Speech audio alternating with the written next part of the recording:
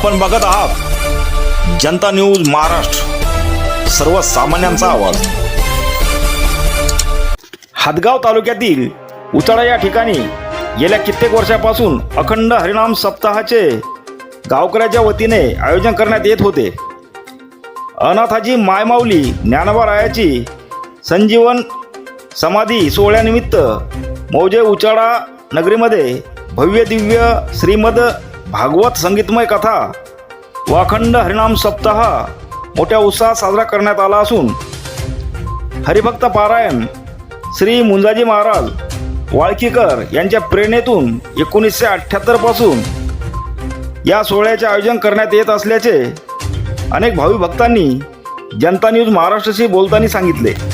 या पावन अशा सोहळ्याप्रसंगी व्यासपीठाचार्य हरिभक्त पारायण श्री हरिभाऊ महाराज टिळक, भागवताचार्य हरिभक्त पारायण श्री परमेश्वर महाराज पांचाळ, तुकाराम महाराज गाथा पारायण, त्र्यंबक पाटील, किशनराव माळकरी, मधुकरराव चव्हाण, शंकरराव मानकरी, सौरभ बालाजी चव्हाण आदींचा समावेश होता।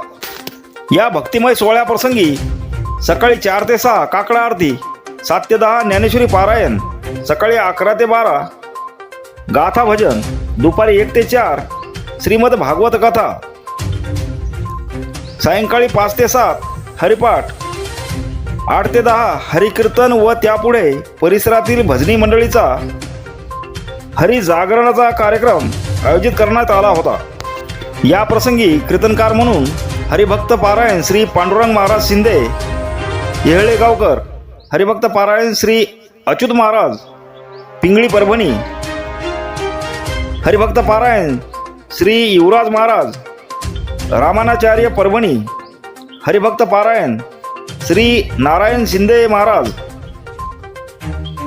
हरिभक्त पारायण डॉक्टर कानुपात्राताई सावळे आखाडा बापू, हरिभक्त पारायण श्री वैजनाथ थोरात महाराज, हरिभक्त पारायण दुर्गाताई निळे नेवरवाडीकर आदी सुप्रसिद्ध कीर्तनकार मंडळीची उपस्थिती लाभली होती। दिनांक 17 नोव्हेंबर रोजी या भक्तिमय सोहळ्यानिमित्त महाप्रसादाचे आयोजन करण्यात आले असून 18 नोव्हेंबर रोजी सकाळी 10 ते 12 दरम्यान हरिभक्त पारायण श्री परमेश्वर महाराज अहमदपूरकर यांचे काल्याचे कीर्तन संपन्न झाले।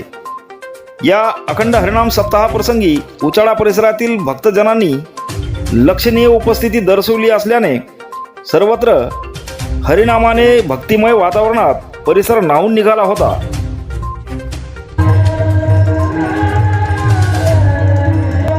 हा सप्ताह किती वर्षापासून चालतो? हा सप्ताह आमचा 49 वर्ष आहे।